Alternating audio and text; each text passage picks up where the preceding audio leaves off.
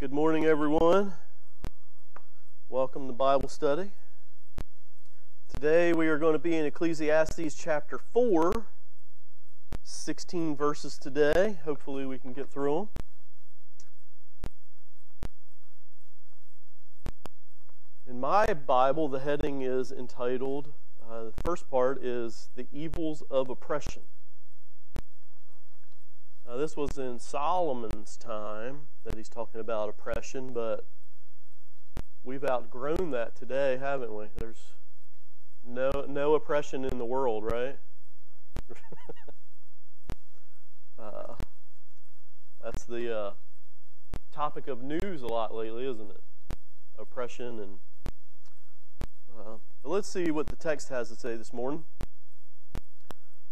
Then I looked again at all the acts of oppression which were being done under the sun, and behold, I saw the tears of the oppressed, and that they had no one to comfort them, and on the side of their oppressor was power, but they had no one to comfort them. So I congratulated the dead who were already dead more than the living who are still living, but better off than both of them is the one who has never existed, who has never seen the evil activity that is under the sun. Okay, so these first three verses talk about oppression. Verse 3 talks about those who have never existed, which made me think about a time.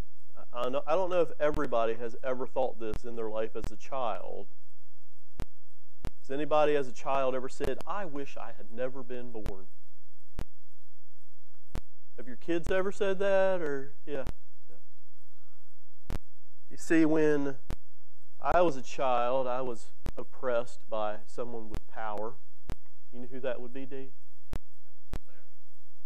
A little more power than Larry. Mom and Dad. Yeah. And see, the power that they had was that they could tell me to do things that I didn't always want to do. And when I did things wrong, my sister and I usually got in trouble together. And usually because we were combative with each other. And one of the most oppressive things that ever happened was we had to sit on our sofa and hold hands next to each other. And I can remember that happening and wishing that I had never been born. Because that was the worst act that could have happened. I would much rather take the beating and get it over with, you know. But oppression, that's a little light on oppression, but oppression is a serious thing. And Solomon talks about those being oppressed having no comfort. What do you make of that, Daniel? Not having a comforter.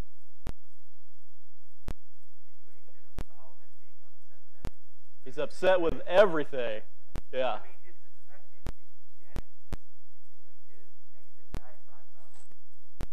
There's no spark of uplifting here, is there?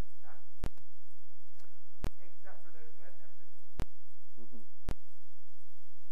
He congratulates them, right? Yeah. All right, we're going to continue reading the text, and then we'll dive into the verses a little more after that. I just wanted to get that thought of my parents oppressing me out of my system there for a minute. I do. Which again, no comparison with Amazon. Exactly. I have seen that every labor and every skill which is done is the result of rivalry between a man and his neighbor. This too is vanity and striving after wind. The fool folds his hand and consumes his own flesh. One hand full of rest is better than two fists full of labor and striving after wind. Then I looked again at vanity under the sun. There was a certain man without a dependent, having neither a son nor a brother, yet there was no end to all his labor. Indeed, his eyes were not satisfied with riches, and he never asked, and to whom am I laboring and depriving myself of pleasures? This too is vanity, and it is a grievous task. Two are better than one because they have a good return for their labor. For if either of them falls, the one will lift up his companion. But woe to the one who falls, and there is not another to lift him up. Furthermore, the two lie down together, they keep warm, but how can one be warm alone? And if one can overpower him who is alone, two can resist him. A cord of 3 strands is not quickly torn apart. A poor yet wise lad is better than an old and foolish king who no longer knows how to receive instruction. For he has come out of prison and become king, even though he was born poor in his kingdom. I have seen all the living under the sun to the side of the second lad who replaced him. There is no end to all the people, to all who were before them, and even the ones who come later will not be happy with him, for this too is vanity and striving after the wind. This has a lot of the same phrases and sounds of the first 2 chapters here. A lot of comparisons of things happening under the sun and striving after the wind. All right, let's look at verse 1, and then I looked again at all the acts of oppression which were being done under the sun. So, where on earth is this happening? Everywhere. Where's the sun hit on earth? Everywhere. And behold, I saw the tears of the oppressed, and that they had no one to comfort them. And on the side of the oppressor was power, but they had no one to comfort them. Someone with power always an oppressor?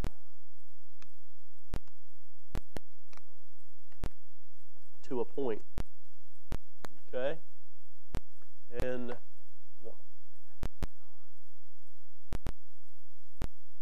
okay.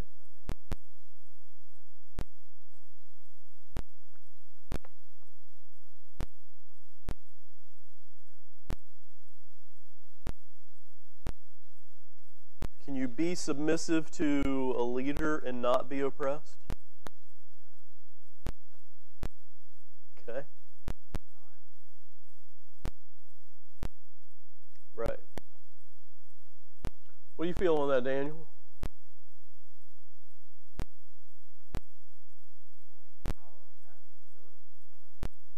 Okay. People in power have the ability to oppress.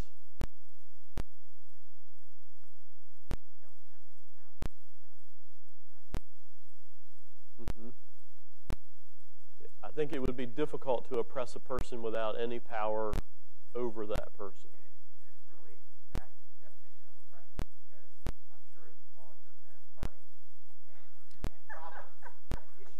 Don't start with me, Dan. But that wasn't from a position of power.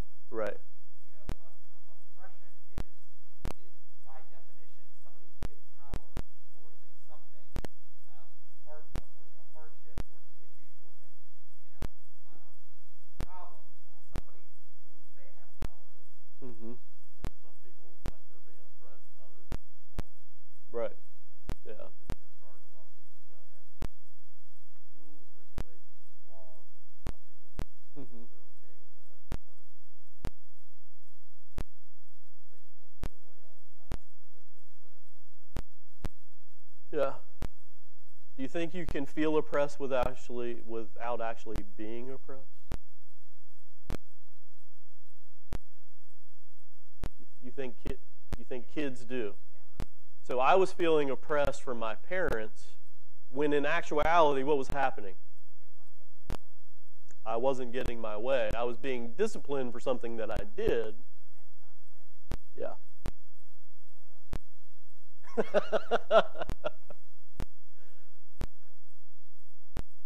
Mm-hmm. That was hard.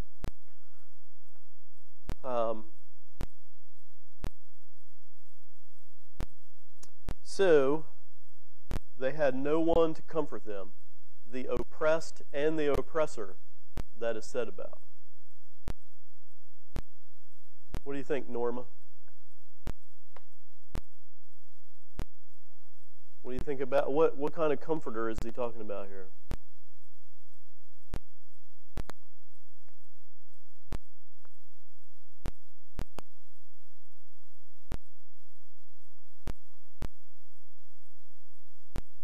What do you think, Daniel?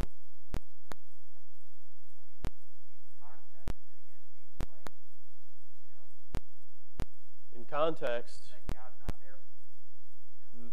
we're all living in vain, correct? His work the only purpose of his work is to eat and drink and enjoy his physical life for as long as he can. And, that's part of the issue. We don't have that.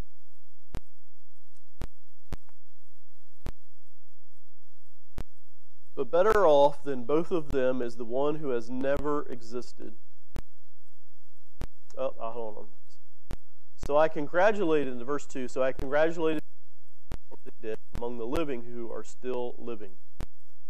But better off than both of them is the one who has never existed, who has never seen the evil activity that.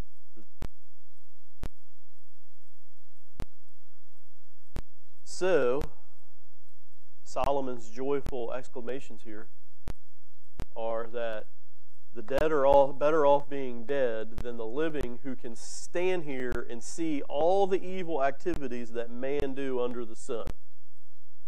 And that even better is someone who hasn't been born or hasn't witnessed the evil doings and the oppression that is placed upon people.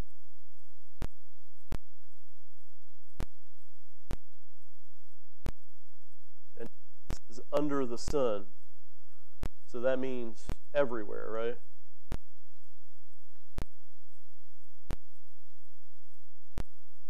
All right, verse 4 changes thought here a little bit.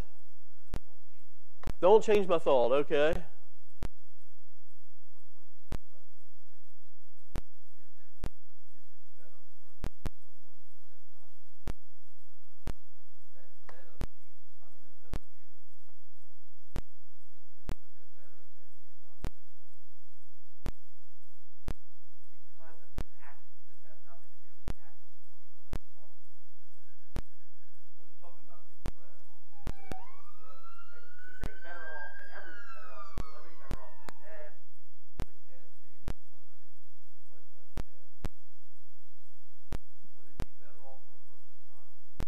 Would it be better off for a person not to be born?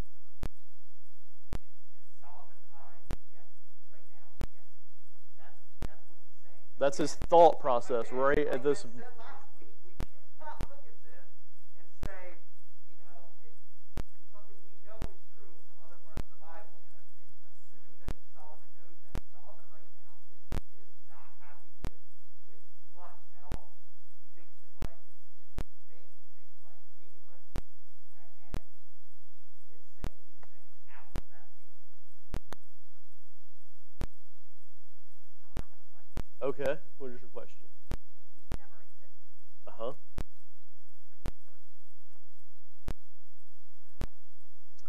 are you the first? I don't see how you could be. And I'm assuming he's existed. Mm-hmm. But if he's never existed at all, are you a person? If you've never existed at all, you have no choice in what you do. Everyone that's being compared in these verses right here have a choice, just like we have a choice. We have a choice to oppress people, or we have a choice to conduct ourselves not to oppress people. We have a choice to stay in a job or a place where we are oppressed, or we have the choice to leave that place. But I don't think we have a choice not to be born or not to be a person.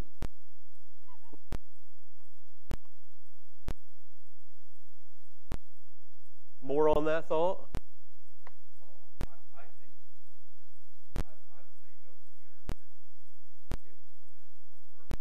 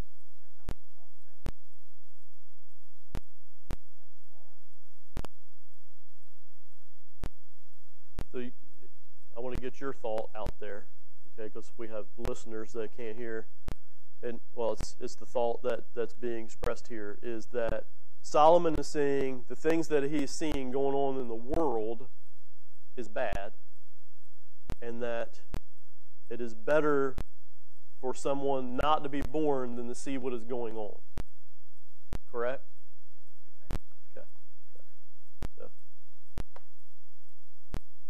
I think where we differ is we know what the rest of the book says, and we try to put that in there. The rest of the book isn't the Bible. Yes. Yeah. Okay.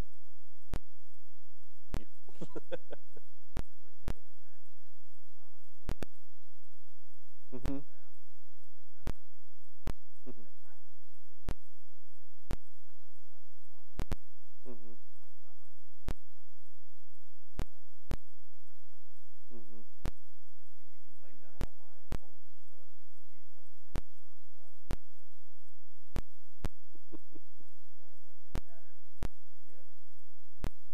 Mm-hmm. But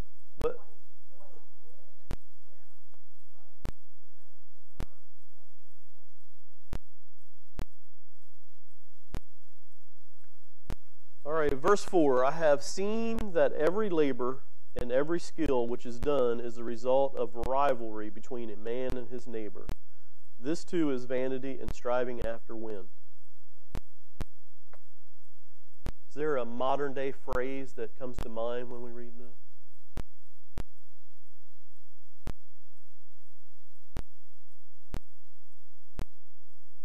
Keeping up with the Joneses. Has anybody ever heard that before? Yeah, yeah. What is that thought process? You know, keeping up with the Joneses. Yeah. And what you're going to get is going to be what? Exactly. And you know why you need that? Because you're worth it.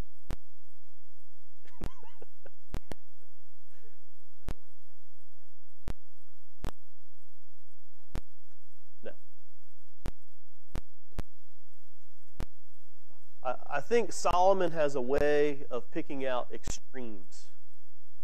Okay, he picks on this end, and picks on this end. Yeah, these aren't warm and fuzzy feelings that we're reading and going over. But you know, he's picking out the oppressed and the oppressor. You know, he's picking out, you know, you're working too much. The next verse goes into the lazy man. You know, he's picking on the extremes, and we'll get to talking about more about that in a minute. But you know, because there's a time to work and a time to rest. That's in chapter 1, you know. And when you go out and you work for the reason of keeping Joneses, then the things you buy, the things you get, are your reward for your work. And when you reward yourself like that with your work and things you have, that is your treasure. And when you treasure those things, you're neglecting other things. There's no way around that.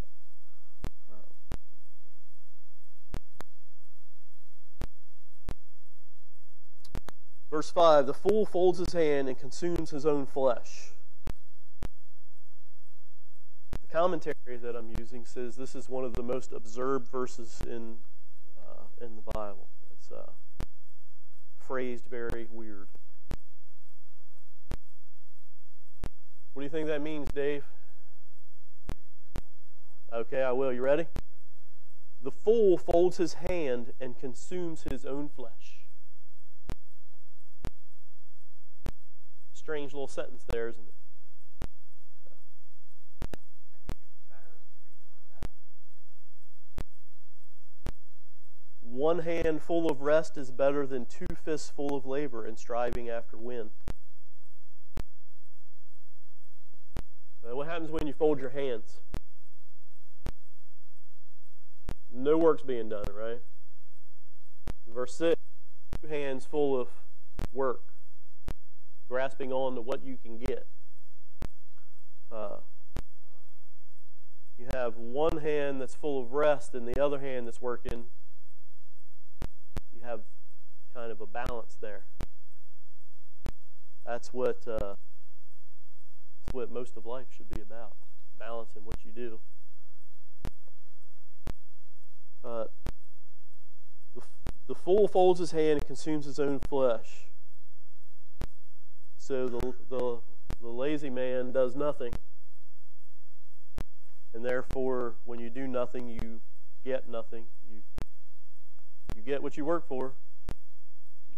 When you're not working, you're not laboring. You're not providing for your family. So you're in a. I don't know that I would call it consuming your own flesh, but you're not helping your own flesh there. That, yes, if you have one handful of rest, that's a good thing. But 2 hands full of rest, it's a bad thing.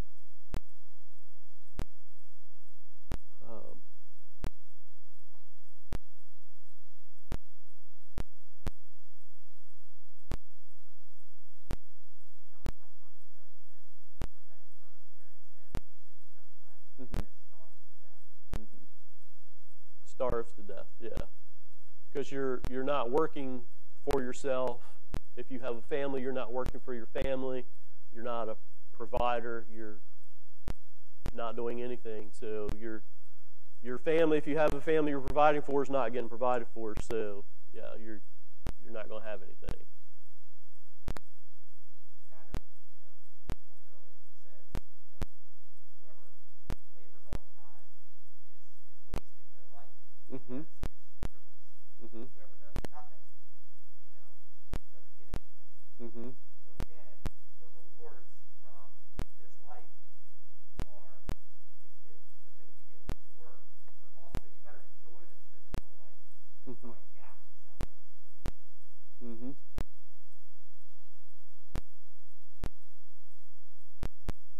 Then I looked again at vanity under the sun. This is verse 7. Now going into 8. There was a certain man without a dependent, having neither a son nor a brother, yet there was no end to his labor. Indeed, his eyes were not satisfied with riches, and he never asked, "And to whom am I laboring and depriving myself of pleasure?" This too is vanity and is a grievous task. Anybody think of a story in the Bible this reminds them of?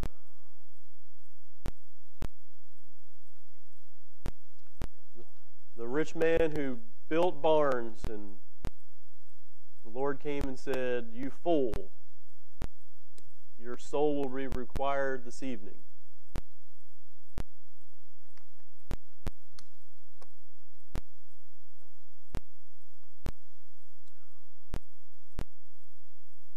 Two are better than one because they have a good return for their labor. For if either of them falls, the one will lift up his companion, but woe to the one who falls when there is not another one to lift him up.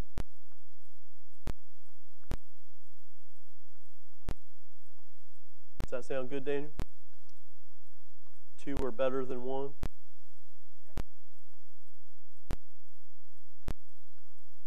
When Jesus was sending out his disciples to do things, did he ever send any out alone? The only time I can recall is when he sent Judas to go do his works. And I thought about that quite a bit this week, of a time when Jesus didn't send out, he always sent them out in pairs or together to do works. And Judas at the Last Supper, when he said, go do what you have set your mind to do. That's the only time I can think that one of the apostles was sent out alone.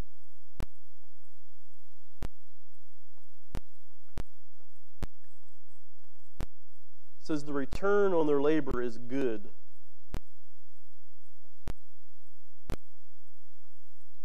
You always find that in work, Dave. If you send 2 guys on a job, it's better than 1, or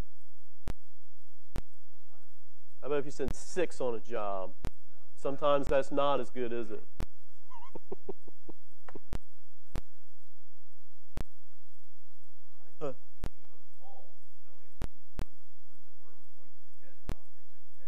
Mm-hmm. Mm-hmm.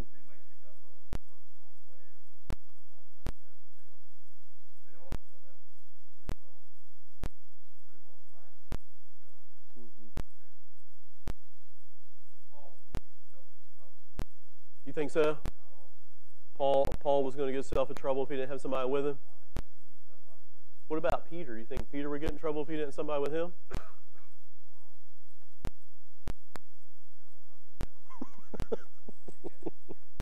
He had backup there all the time.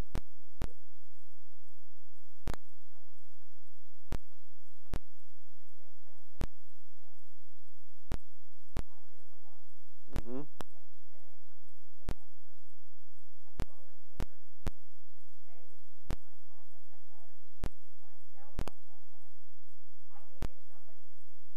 Right.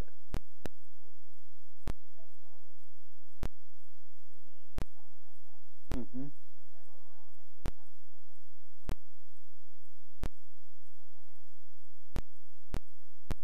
Yes, it's always good to have help.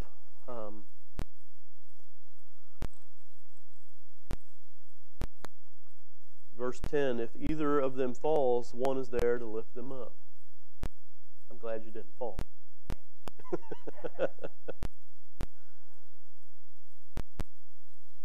It doesn't necessarily have to be a physical fall, though, does it? We all need encouragement at times. And I think when we see somebody that is in need, whether it be physical, emotional, or spiritual, they should have a companion to help there.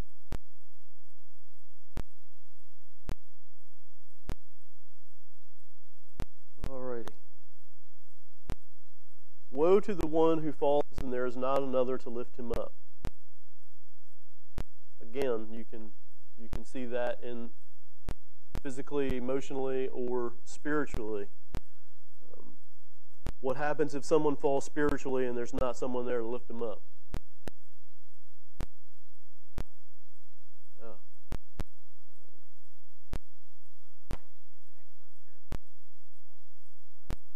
Yeah. Not every verse has a spiritual application. But there are verses that do, Daniel, and I think it's good to point them out when it does. That's fine. Yeah. I think Solomon's talking physically for the most part. We can take a spiritual and mental, Yeah. and say, oh yeah, that's true. Mm-hmm. I think Solomon's talking purely physical. Mm-hmm. His mindset. Go ahead. Furthermore, if 2 lie together to keep warm, how can one be warm alone? I'm going to throw the next verse in there too. And if one can overpower him who is alone, 2 can resist him. A cord of 3 strands is not quickly torn apart. All right, we'll go to verse 11 first, but I want to spend some time in verse 12.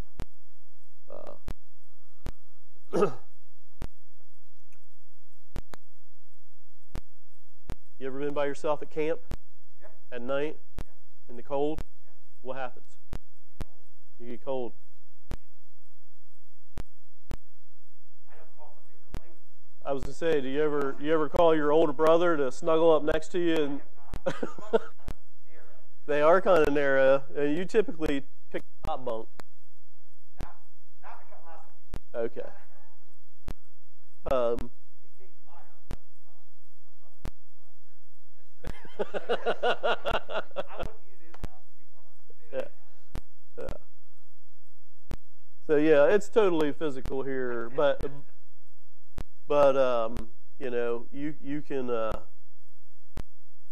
tie things in My commentary said that Solomon may have been referring back to David. In David's older age, he got cold and would ask his servant to come and lie up next to him to keep warm. Yeah, thank you. I wasn't going to come up with that. I just read it twice this morning.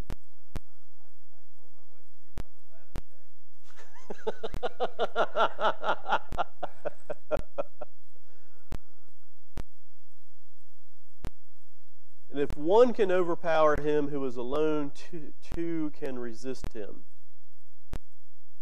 I think that's pretty self-explanatory, right? A cord of 3 strands is not quickly torn apart. Dave, what do you think about that part of that verse there? Yeah. A cord of 3 strands is not quickly torn apart. Tied a rope.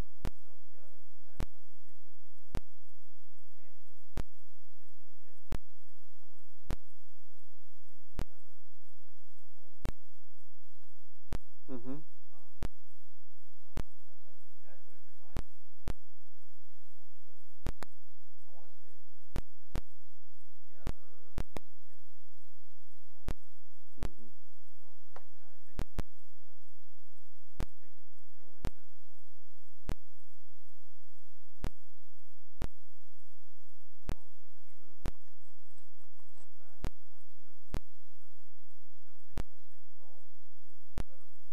Mm-hmm.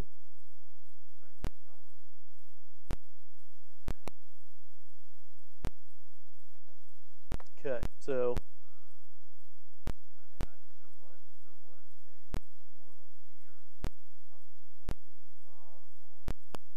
traveling was dangerous then. Yeah. Mm-hmm. Mm-hmm.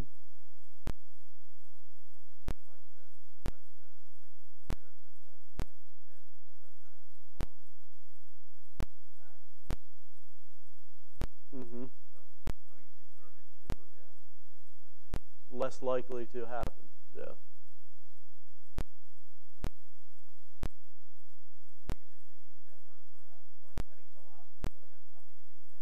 Mm-hmm.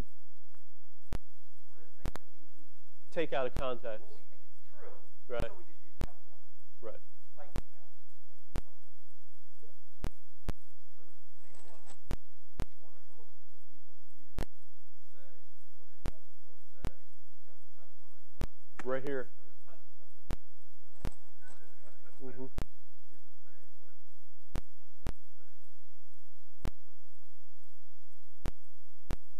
A poor yet wise lad is better than an old and foolish king who no longer knows how to receive instruction.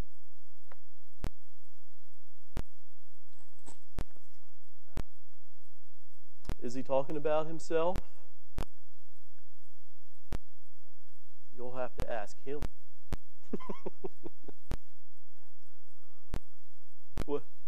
What is this saying here, Troy?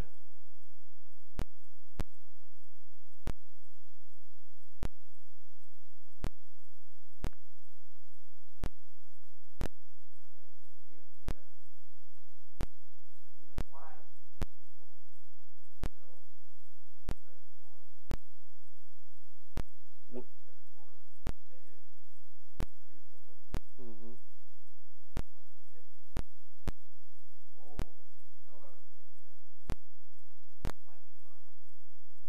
If you already know everything, what more is there to learn? And when you're closed-minded like that, and you're done learning, and Solomon's saying here that you're becoming foolish. Mm-hmm. It's always wise to use Jesus' words. Mm-hmm. Yeah. Yeah. Yeah. I've already read Acts. I don't need to read it again. That's, yeah. Dave points out that Jesus is continue to knock and seek and learn, and when we stop learning, that stop searching was your words. Yeah, that's foolish. You didn't say foolish, but that's what was implied. But you're also going to change your mind on some things, and that's scary to people too. Mm-hmm. Especially when you have this SMA-based idea of, I'm accumulating good things to do and things to believe over my life, so that when it's over, I can present a resume to God. If that's your mindset, then changing your mind on stuff is really scary. Mm-hmm. That either means I was right, now I'm wrong, bad. Well, I was wrong for a long time, and now I'm right, that's bad. Mm-hmm. It's always good to be right when you need to be, right? I think it's always good to see. Yeah. Jesus makes promises to people to do that. And I think as long as you're seeking, you're going to be in the know. Yeah. Do you have something back there? No? Okay. I think we can be good and then become better. Mm-hmm. I think there's good people who do things wrong. All the time. There are good people who do things wrong. I think we can, as we study and we learn more and we find out things that improve our lives, then we can become better. Yeah. And I think to go with Davey, as long as you're seeking, you're going to be better. Even though you're good, you're going to continue to get better. As long as you're studying for the purpose of getting better and not for trying to prove a point. Yes. Yeah. Yeah. Because when you're looking at the Bible to prove a point, you're going to take a verse and make it mean something it doesn't mean, right? Yeah. And I humbly submit that everyone does that. Yes. I believe you're correct. Yeah.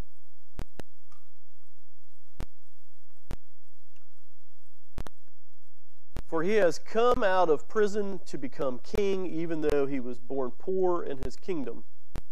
I have seen all the living under the sun throng to the side of the second lad who replaced him.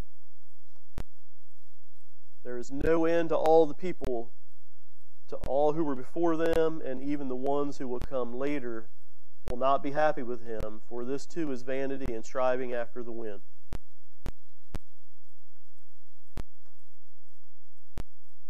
Seems like you can be king and have a lot of stuff and not be happy, and people around you not be happy with you.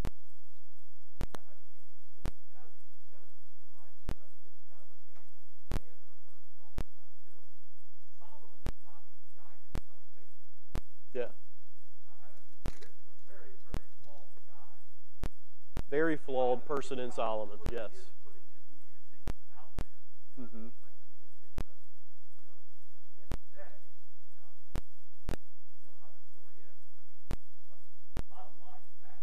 All the rest of it is kind of just like the musings of a man who's really struggling In life, yeah.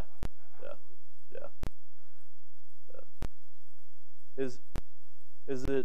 As you think about it, is it amazing that Solomon's known as the wisest man in the world ever? Second to who, Dave?